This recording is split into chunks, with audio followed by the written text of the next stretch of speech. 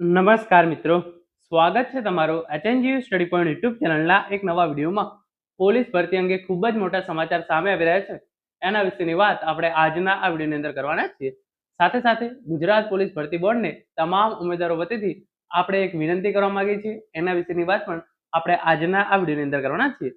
તો હવે શરૂ કરીએ આજનો વિડીયો. તો તમે આ જોઈ શકો છો, પીએસઆઈ ભરતી અંગે મોટા સમાચાર. પીએસઆઈ ફાઇનલ રિઝલ્ટ જે છે એ ક્યારે આવશે? પોલીસ ભરતીના ઉમેદવારો માટે ખરાબ સમાચાર જે છે એ આવે છે, એના વિશે વાત કરવાના છીએ. પીએસઆઈ રિઝલ્ટ અંગે અને પોલીસ ભરતીનું ફાઇનલ રિઝલ્ટ અંગે જે આ ખરાબ સમાચાર છે એના વિશેની વાત જે છે એ આપણે કરવાના છીએ. અને ફાઇનલ મેરિટ લિસ્ટ ક્યારે આવશે એ વિશે પણ જે છે એ આપણે જોવાના છીએ. તો સૌપ્રથમ તમે આ જોઈ શકો છો, દીપક રાજાણી સાહેબ દ્વારા જે ટ્વીટ કરવામાં આવી તે પ્રમાણે પીએસઆઈના પરિણામ જાહેર થવામાં હજુ એકાદ માસનો સમય જે છે એ લાગી શકે છે. પેપર 2 ની હજુ ચાલી રહી છે ચકાસણી, ત્યારબાદ જાહેર થઈ શકે છે પરિણામ. ભરતી બોર્ડની સત્તાવાર જાહેરાતની જે છે એ જોવાઈ રહી છે વાત. તો પીએસઆઈ નું પરિણામ જાહેર થવામાં હજુ 1 મહિના જેટલો ટાઈમ લાગી શકે એમ છે, કારણ કે પેપર 2 ની ચકાસણીની કામગીરી જે છે એ હજુ પણ ચાલુ જ છે. અને એકવાર પેપર 2 ની ચકાસણી પૂરી થઈ જાય એના પછી જે છે એ આ પરિણામ જાહેર કરવામાં આવશે. તો પીએસઆઈ નું પરિણામ જાહેર થવામાં જે છે એ હજુ એકાદ મહિનાનો જેટલો ટાઈમ લાગશે. અને ખરાબ સમાચાર જે છે એ છે એલઆરડી ભરતીના ઉમેદવારો માટે, કારણ કે એલઆરડી માટે જે છે એ ડોક્યુમેન્ટ વેરિફિકેશન જે છે એ પૂરું થઈ ગયું છે. અને હવે ટૂંક જ સમયની અંદર જે છે એ એનું જે છે એ લગભગ ફાઇનલ પરિણામ જાહેર થઈ જાય તેવી પૂરેપૂરા ચાન્સીસ છે. તો એલઆરડીનું જો ફાઇનલ પરિણામ પીએસઆઈ પહેલા જાહેર કરી દેવામાં આવશે તો 300+ સીટો જે છે એ બગડશે પીએસઆઈની. એટલે કારણ કે જે ઉમેદવારો પીએસઆઈની અંદર પાસ હશે એ જનરલી મોસ્ટ ઓફ એલઆરડીની અંદર તો પાસ હશે જ. તો એવા ઉમેદવારોને કારણે જે છે એ 300+ સીટ એલઆરડી ભરતીની અંદર બગડે તેવા જે છે એ પૂરેપૂરા ચાન્સીસ છે.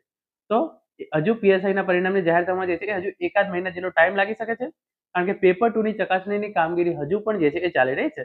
હવે જે આપણે પોલીસ ભરતી બોર્ડને વિનંતી કરવા માંગીએ છીએ એ તમે અહીંયા જોઈ શકો છો, એની પણ અપડેટ છે એ પ્રમાણે પોલીસ ભરતી બોર્ડને નમ્ર વિનંતી છે કે પીએસઆઈ રિઝલ્ટ અને પોલીસ ફાઇનલ રિઝલ્ટ જલ્દી આપે, કેમ કે દરેક વિદ્યાર્થીઓને ચિંતા થાય છે કે અમારો વારો આવશે કે નહીં, કેટલે મેરિટ રહેશે. આ બાબતનું નિરાકરણ ભરતી બોર્ડ જોડે છે.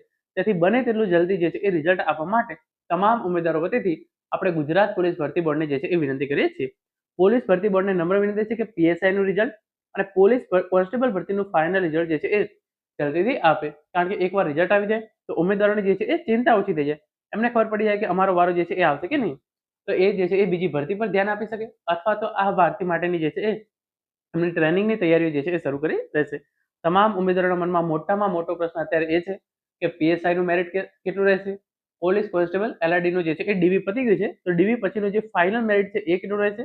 અને આ બાબતનું નિરાકરણ જે છે એ માત્ર ને માત્ર ગુજરાત પોલીસ ભરતી બોર્ડ છે, ભરતી બોર્ડ જોડે છે. તો જો ગુજરાત પોલીસ ભરતી બોર્ડ ઝડપથી પરિણામ જાહેર કરે તો તમામ ઉમેદવારોના મનમાં જે આ પ્રશ્ન છે એનું નિરાકરણ આવી જાય.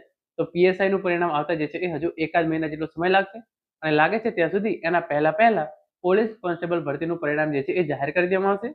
પરંતુ છેલ્લે જે છે એ ઓપ્ટ આઉટનો ઓપ્શન જે છે એ આપવામાં આવી શકે છે. તો આ રીતે જે છે એ અત્યારની અપડેટ છે. ભવિષ્યની અંદર આવી કોઈ પણ અપડેટ આવશે તો એની માહિતી તમને HNGU study point YouTube channel દ્વારા પૂરી પાડવામાં આવશે.